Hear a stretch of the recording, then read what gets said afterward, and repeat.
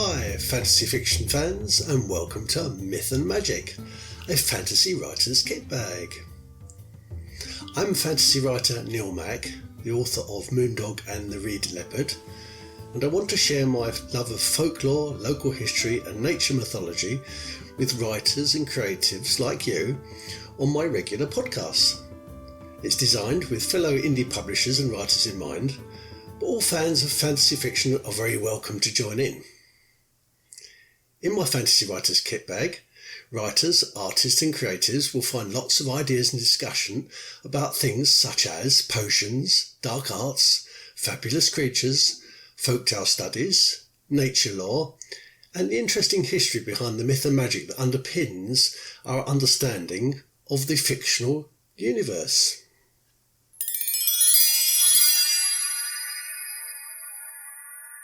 Hello fantasy fiction fans, and welcome to August. August, the month originally named Sextilis in Latin, because it was the 6th month in an original 10-month Roman calendar that had been planned under the Rome's founder Romulus in about 753 BC.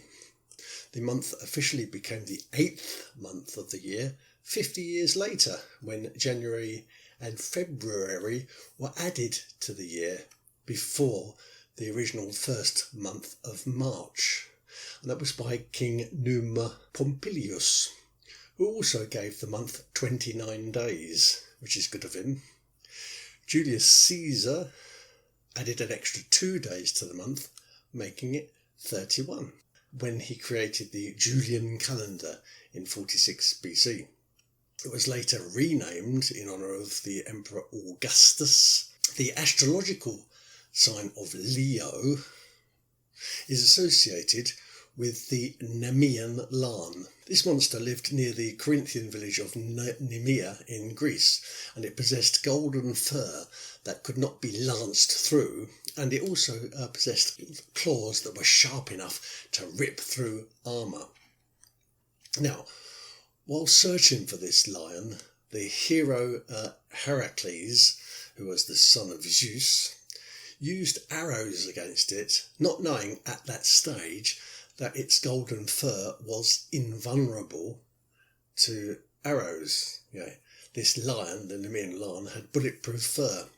He learned this fact when he saw one of his arrowheads bounce harmlessly from the monster's thigh. He noticed that the Larn returned to its cave, and he also, when he examined the cave, found that it had 2 entrances. So Heracles blocked up one entrance and he entered the other. Then, fighting at close quarters, Heracles managed to stun the beast with his club and then managed to strangle it with his bare hands, because that was the only way he could kill the animal, because the sharp tips of his dagger and his sharp spear and even the arrowheads and swords were useless against it. During the close quarters battle with the Nemean Larn, the creature bit off one of Heracles' fingers, but he eventually managed to kill the Larn, and afterwards he used the Larn's fur coat as a super impenetrable suit of armour, invincible armour, which he carried with him on many of his other exploits. It's worth thinking about the fact that Larns were present in Europe right up until about the 10th century AD. And Larns, of course, are interconnected with the month of August. Lion bones have been found excavated in places, as remote as not only Spain, Portugal and Italy, but also in Belgium, in France, in the United Kingdom, in Germany, even Poland, Czech Republic, Slovakia, Hungary and across Russia. The so-called Barbary Larn would have been the type of Larn most likely known to the Roman, Greek and Egyptian civilizations, and it's probably also the Larn that's mentioned many times before in the Holy Bible. The Barbary Larn was once reasonably widespread across the whole of North Africa. That meant Egypt, Tunisia and Morocco, but it came regionally extinct quite recently actually, probably in about the 1940s. But anyway, welcome to August. Locus in Qua'u, the Westwoods. Now, located south of the market town of Marlborough in the English county of Wiltshire, Westwoods, 2 words, is a very beautiful former ancient woodland site. And this woodland becomes very touristed in late spring due to its fantastical appearance of English bluebells that blanket the forest floor. But Westwoods this week has been in the news because it's been announced that the woodland site is the origin of the sarsen stones at Stonehenge. Sarsen is S-A-R-S-E-N. These are the tallest and the heftiest sandstone blocks that weigh about 20 tonne each, and they're about 30 foot high. Archaeologists have now analysed a core from one of these stones, and this core sample was taken in 1958, and they've compared it to the different sarsen outcrops all around the country of Great Britain, but they established that all of the sarsens have come from a nearby source, and that's Westwoods. Near to Westwoods is the town of Marlborough, like I said, and this has associations with Merlin the Wizard. In fact, it might even be named after him, Marlborough. A prehistoric tumulus, I discussed tumulus in an episode a couple of episodes back, found in the grounds of Marlborough College, dates from at least 2400 BC, and it's said to be the burial site of the wizard Merlin. Now, the word merle, M-A-E-R-L-E, may mean chalk, but academics say it's more likely to refer to a person named Merle. And the word borg, B-E-O-R-G, means hill. So this tumulus that you can still find at Marlborough College is what gives the town its name, the Hill of Merle. But back to Westwoods. The forest floor at Westwoods is littered with huge chunks of rock, and they all look like they've been slung there by giants. Woden's Dyke. And you need to go all the way back to episode 1 of Myth and Magic if you want to find out about the wanderer Woden. Is a defensive earthwork that runs for 9 miles between Savernake Forest and Morgan's Hill. Now, although this earthwork is named after the wanderer Woden, it was probably built around about the time of the Roman withdrawal from Britain, which was between the 5th and the 6th centuries AD. So it shares some kind of lineage with Offa's Dyke in Wales. And this Woden's Dyke establishes a clear link to the legends of King Arthur, because obviously it links, if not historically, then definitely architecturally, with Wales. Now, the purpose of the dyke and the original function was probably to mark a division between 2 British Celtic kingdoms. It's an interesting place, and I'll probably come back to it in the future. But this man-made dyke runs through the Westwoods. It runs past the source of the Stonehenge sarsens. Westwoods is more than 15 miles, or about 25 kilometres, from the Stonehenge monument, and so now it's thought that those huge rocks were dragged there, possibly down one of 2 clear routes towards the Wiltshire Plain, where the Stonehenge monument stands now. It's known that the smaller blue stones, they're called, that are found at the henge come from North Wales, from the Preseli Hills. And the theory has always been that these stones were rafted some of the way and then later on dragged across land. This theory seems now to be debunked.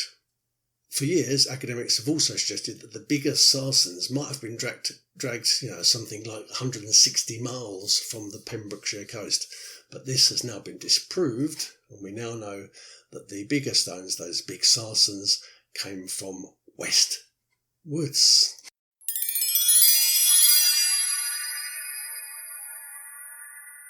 Magic word of the week. This week, celestial trumpets. During the long weeks of quarantine and lockdown, which we're now coming out of a little bit in Great Britain, but in many parts of the world, we're either going into lockdown again, or we haven't come out of it at all. But in Britain, we seem to be slightly easing and relaxing the processes. Whether or not we will all go back into it again seems likely. But anyway, during those long weeks of quarantine and lockdown, many folks reported strange sounds that emanated from the skies.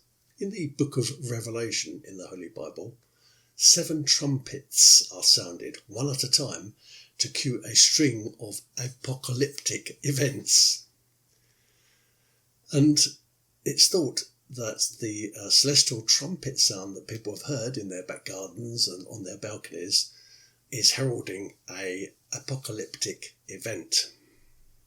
Variously described by witnesses who've heard the sound as mysterious metallic groans, or in some cases screeches and hums, and also crashing noises.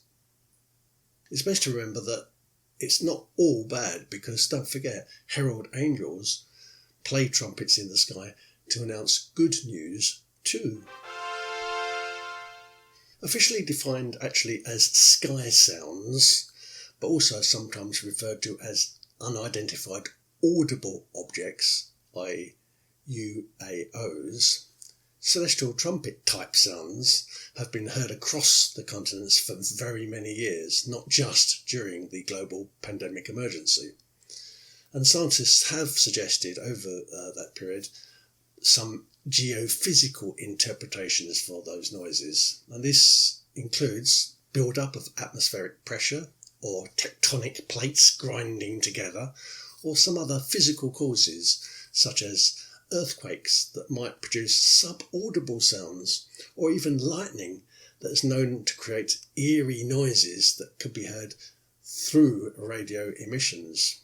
Although my guess is that what people were hearing are human-made industrial sounds, because often construction activity didn't cease during the lockdown, so there were heavy cranes moving around and heavy plant. There was underground tunnelling operations still going on, and these noises are normally masked by traffic noise and by aircraft noise at normal times, and that general polluting sound had laid off during the lockdown, and people heard those construction sounds. That's my guess. But in addition to that, there's also natural sounds such as wind blowing, not only through trees and valleys and rifts, but also through geologic formations. There's sounds of gases rising. There's constantly gases rising and bubbling through the earth.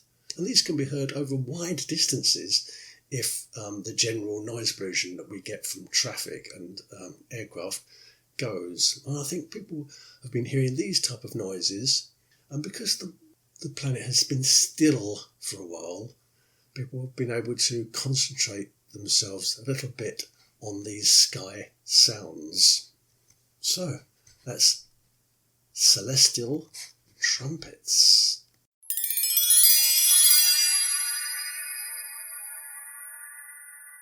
Fancy writers' definitions. This week, Clarke's 3 laws. The influential British science fiction writer and futurist Sir Arthur C. Clarke, and he's the author who wrote the 2001 A Space Odyssey, came up with 3 laws, in actual fact they're adages, in 1962 that will help any writer who embarks on a fantasy, or indeed on a science fiction project, which is why he wrote it. He was an audacious thinker and an audacious scientist, and he helps often giving us tips on how to write futuristic novels and fantasy and sci-fi projects. So these are the Clarke's 3 laws. When a distinguished but elderly scientist states something is possible, he is almost certainly right. But when he states something is impossible, he is very probably wrong. Number 2. The only way of discovering the limits of the possible is to venture a little way past them into the impossible. And the 3rd law, which is the one you may have heard of before, is any sufficiently advanced technology is indistinguishable from magic. Now that last law is the most widely cited, and it can be summed up with a line which I quite like, and it's from the English novelist Agatha Christie. And this is what she said. She said, "Witchcraft to the ignorant is simple science to the learned." And in The Hound of Death, she said, "The supernatural is only the natural of which the laws are not yet understood." Clarke's 3 laws. Can you use them?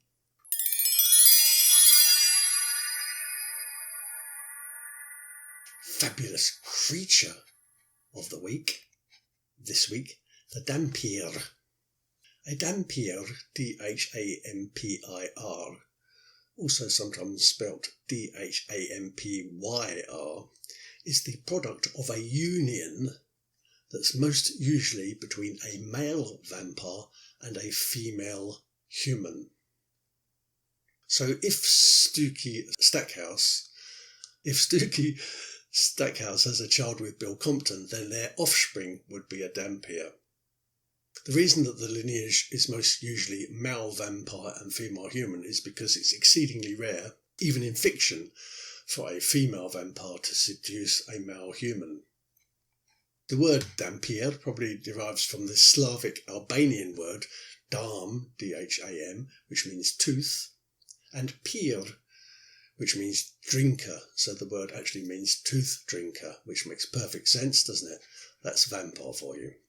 Slavic legend also suggests that dhampirs were frequently conventional members of society, but on occasion some dhampirs were able, through their vampiric descent, to be able to see invisible vampires, and so they would probably start a career as a vampire hunter. Traditions allege that dhampirs can be recognised by their untamed black hair, and it's also said that they lack a substantive shadow in moonlight. They might also possess an overly pronounced nose, abnormally large ears, larger teeth than usual, and intense eyes. But don't forget, they're not vampires. They're half vampire. Catherine Cat Crawfield is a dhampir in Janine Frost's Night Huntress stories. And Hans Croft is a dhampir in Richelle Mead's Vampire Academy, as is the main character, Rosemary Rose Hathaway. And so is Vladimir Todd in Zed Brewer's Chronicles of Vladimir Todd series. The dhampir.